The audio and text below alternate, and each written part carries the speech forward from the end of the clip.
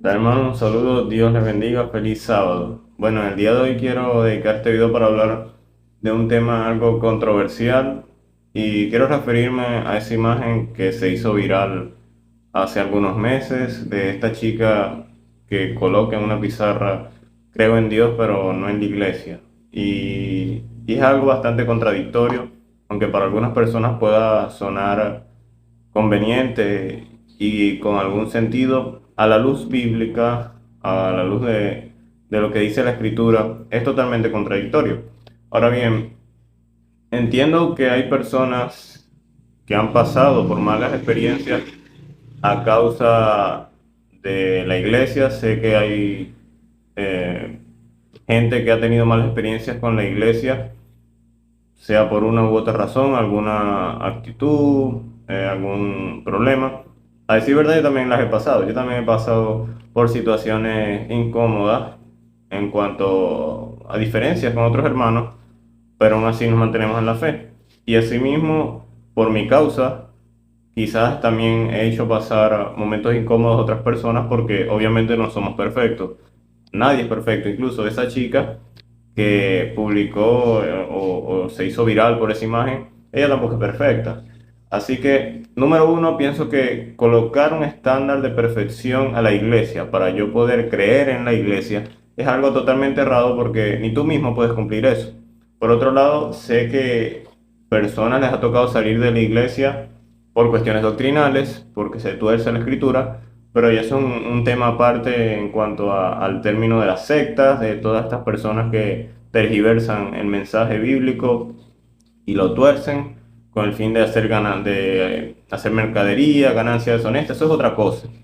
Y no todos los cristianos creemos en el Evangelio de la Prosperidad, así que juzgar a todo el mundo, juzgar a todos los pastores, que son los vividores, que son esto, aquello, es falta de objetividad, porque para tú poder englobar o decir todos los individuos de un determinado grupo demográfico de personas con una característica son así, para poder afirmar eso debes conocer literalmente a todos los individuos, debes conocer todas las iglesias. Si alguien dice no, todas las iglesias están llenas de pastores que roban, bueno, dime cuántas iglesias conoces, cuántos pastores conoces para decir eso. Porque yo también puedo decirte que conozco pastores honestos, como he conocido personas que no tenían corazón pastoral y lo que han hecho es servir para que la gente difame el nombre de Cristo, pero eso es aparte, eso es otra cosa. Así que el estándar de perfección que muchas veces se le quiere exigir a la iglesia es falto de objetividad y de autoridad moral porque las personas, todas y cada una, tienen errores. Ahora bien, es muy distinto decir que yo tengo errores, de que soy una persona imperfecta y a la misma vez usar eso para justificar mi pecado y vivir como yo quiera y creer que todo el mundo me tiene que amar y aceptar así como soy y yo hacer lo que me venga en mi voluntad y aún así mantenerme en la iglesia y evitar ser disciplinado, que me llame la atención. Eso es otra cosa. Cuando hablamos de que somos personas imperfectas, los cristianos compartimos una comunión entre hermanos que nos hace parte del cuerpo de Cristo, pero aún así tenemos esa naturaleza pecaminosa con la cual luchamos. Esa es la diferencia. La persona que no cree en Cristo tiene su naturaleza pecaminosa, pero no tiene el Espíritu Santo que le ayude a luchar con esa naturaleza pecaminosa. Por otro lado, los cristianos sí tenemos al Espíritu Santo que nos ayuda a luchar con el pecado. Así que las iglesias, las congregaciones están llenas de personas imperfectas, personas pecadoras, pero que están siendo cada día santificadas, están siendo renovadas, están siendo purificadas por el poder del Espíritu Santo y la ayuda que éste le da para luchar con el pecado e intentar vivir una vida que agrade a Dios. Esto es muy distinto a personas que viven como quieren vivir y todas sus acciones son para satisfacer su deseo. Así que eso por un lado. Por otra parte, debemos entender y quiero compartir algunos textos bíblicos los cuales demuestran que todo cristiano y toda persona que dice creer en el Dios bíblico, en el Dios que se ha revelado en la Escritura, debe pertenecer a una iglesia local. Es algo normal, es algo saludable y es algo totalmente fundamentado en la Escritura. Quiero compartir con ustedes tres versículos, Efesios 5, versículos del 22 al 25. bueno, 22 al 26. Y vamos a hablar un poco del contexto. Viene hablando de la familia, viene hablando de la sujeción y la comunión. Dice así, Efesios 5, 22 al 26. Las casadas estén sujetas a sus propios maridos como al Señor, porque el marido es cabeza de la mujer, así como Cristo es cabeza de la iglesia, la cual es su cuerpo y él es su Salvador. Así que como la iglesia está sujeta a Cristo, así también las casadas lo estén a sus maridos en todo. Versículo 25. Maridos, amad a vuestras mujeres, así como Cristo amó a la iglesia y se entregó a sí mismo por ella, para santificarla, habiéndola purificado en el lavamiento del agua por la palabra. Viene hablando de la santificación, la cual solo es posible a través de Cristo. Ahora, alguien dirá, bueno, este es uno de esos pasajes golpeadores para las mujeres, pobrecitas, tienen que estar sujetas a su marido. La idea de sujeción aquí es el reconocimiento del orden bíblico y del orden de la creación. Ahora bien, le da deberes a la mujer y le da deberes al hombre. Pero no me quiero ir por allí porque es un tema muy amplio. Simplemente quiero decir que es una comparación. La esposa está sujeta a su esposo y esto no es denigrante porque la iglesia, entiéndase por iglesia, conjunto de personas que han sido salvadas por el Señor Jesucristo, renovadas y ahora viven para la gloria del Señor. Estas personas están sujetas a Cristo, nos sujetamos a Cristo, reconocemos el señorío de Cristo, obviamente no en un sentido para decir de que la esposa va a tener que adorar a su esposo, porque no es la idea del texto, no está hablando de adoración, sino de orden. Y ahora, así como la esposa está sujeta a su marido, y esto no es denigrante, no es de cierta forma indignante para la mujer, le resta valor, asimismo los cristianos están sujetos a Cristo y no por eso estamos siendo denigrados, estamos siendo maltratados, estamos siendo golpeados por la idea de sujeción. Entiendo que en una sociedad que cada vez es más feminista y donde se intenta atacar la masculinidad y la hombría, esto es algo que quizás choca, pero es el orden que está diciendo la palabra. Ahora bien, ¿a dónde quiero llegar con esto? Dice, maridos, amad a vuestras mujeres, el deber del hombre para con su esposa y el derecho de la esposa de ser amada por su marido, así como Cristo amó a la iglesia y se entregó a sí mismo por ella. ¿Qué quiere decir? Está haciendo la comparación. El marido debe amar a su esposa como Cristo amó a la iglesia y está unido a ella. Ahora, no podemos decir, o yo no puedo afirmar creer en Dios y desechar la esposa de Cristo. No puedo afirmar decir que creo en Dios y vivir de una forma aislada, de una forma como un ermitaño, y no formar parte de una iglesia local, la cual es la esposa de Cristo. Si estás viendo este video y tú estás casado, o estás casada, o sí, estás casado, porque el ejemplo cabe con el hombre, con el masculino. Yo digo, mira hermano, yo te quiero mucho, te respeto, pero a tu esposa no la paso, a tu esposa me cae mal, me parece que es esto y aquello, y empiezo a señalarla, a denigrarla, y yo diría, bueno, ella no es perfecta, así que yo tengo el derecho a decir todo eso de ella. Eso es una ofensa. Eso es una ofensa. Así que no puedes amar a Dios, creer en Dios y desechar y despreciar a su esposa.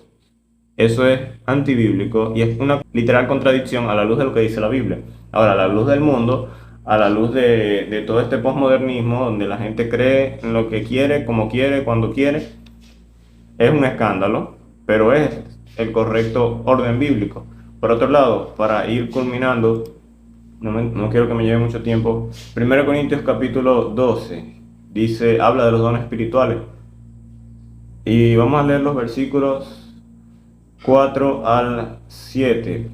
Dice así, 1 Corintios 12, versículos 4 al 7. Ahora bien, hay diversidad de dones, pero el Espíritu es el mismo.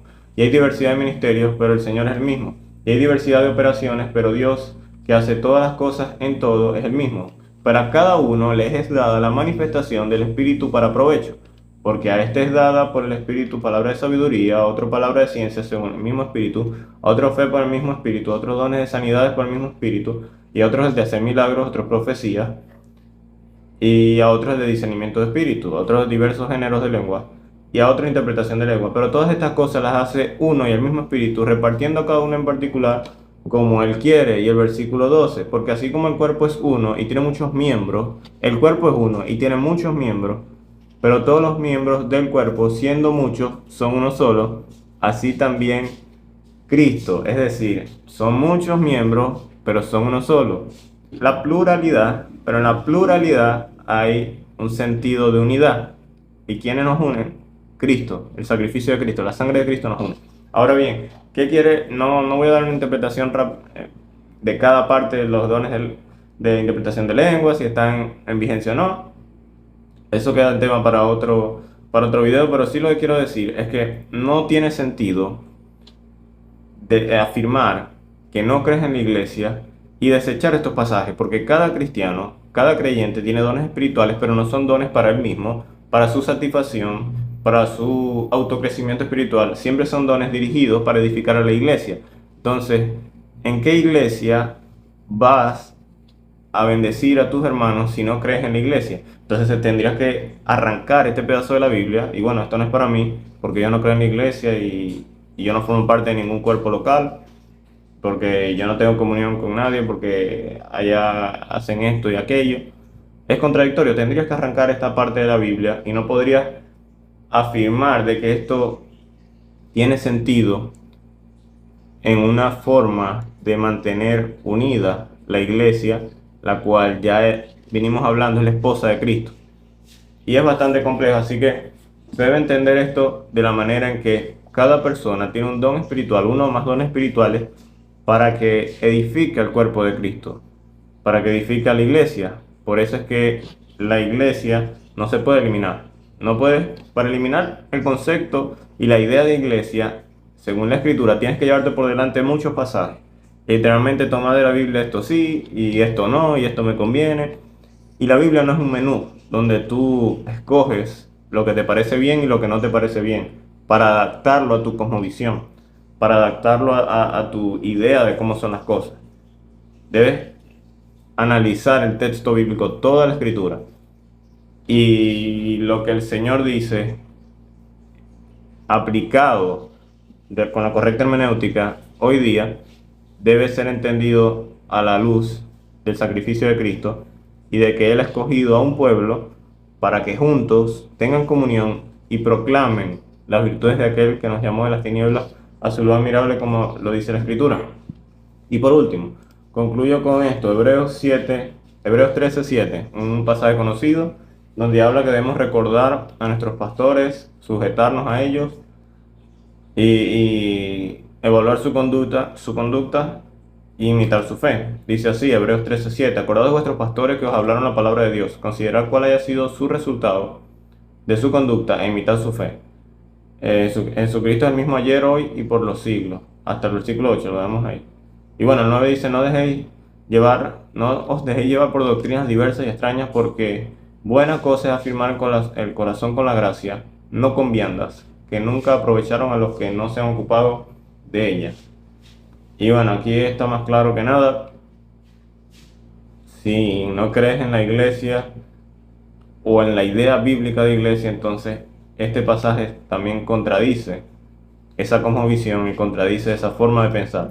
Ahora, la idea aquí de acordarnos de nuestros pastores es una idea de una iglesia local, porque no te vas a acordar o no vas a obedecer, a sujetarte a Sudel Michelén, a John MacArthur, a Miguel Núñez, sino la idea de una iglesia local a la cual debes pertenecer.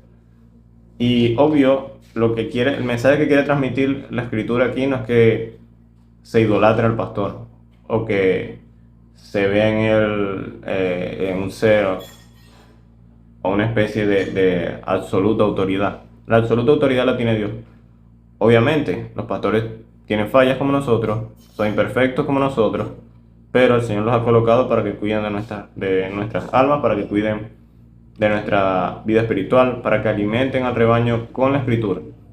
No con pasajes fuera de contexto o con torceduras, no, sino con la escritura y su mensaje total.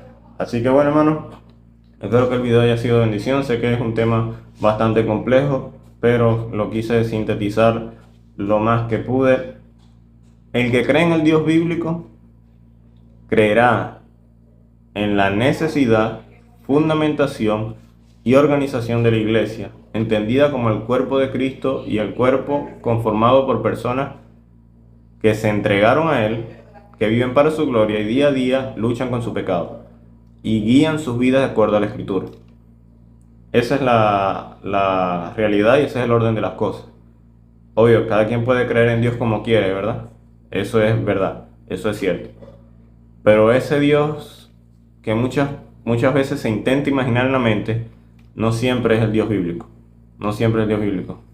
Porque de ser así, entonces hay pasajes de la Biblia que están de más, que hay que arrancar, que hay que torcer de alguna manera. Pero esto no es así. Y pienso que, para concluir, termino con eso, la idea de eliminar la iglesia o cada vez de, bueno, creer en Dios, pero no en la iglesia, y la iglesia, estoy atacar la iglesia, es una idea marxista, es una idea que está en la agenda del progreso, porque obviamente la iglesia es un estorbo para el progreso. Y ese tipo de ideas de atacar a la iglesia o de decir que la iglesia es esto o aquello, más bien fortalece conceptos y cosmovisiones anti Dios. Siempre va a fortalecer conceptos y cosmovisiones anti Dios. No va a fortalecer los conceptos y las ideas de fe. Siempre va a fortalecer y a llenar todas esas ideas que buscan eliminar a la iglesia.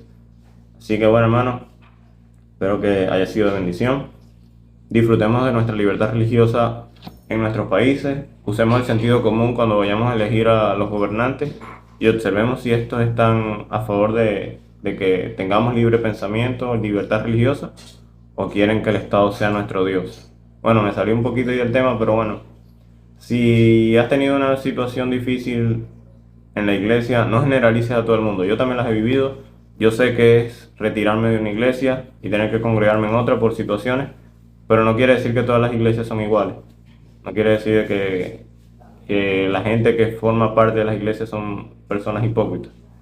Y concluyo con un dicho, ¿no? Una frase, creo que de John MacArthur, que dijo eso. Alguien dijo, no asisto a la iglesia porque está llena de hipócritas. Y otra persona le respondió, tranquilo, todavía tenemos espacio por uno más. Así que tú no eres perfecto, yo no soy perfecto. Pero vamos camino a la perfección, no por nuestros medios o porque nos creamos menos pecadores, sino por la obra redentora, purificadora y santificadora del Espíritu Santo. Solo por ese milagro. Si no, estuviéramos viviendo para nuestros deseos y carnalidades. Pero luchamos con el pecado con el fin de agradar al Señor y bendecir a nuestros hermanos en comunión. Así que bueno, hermanos, un saludo y bendición.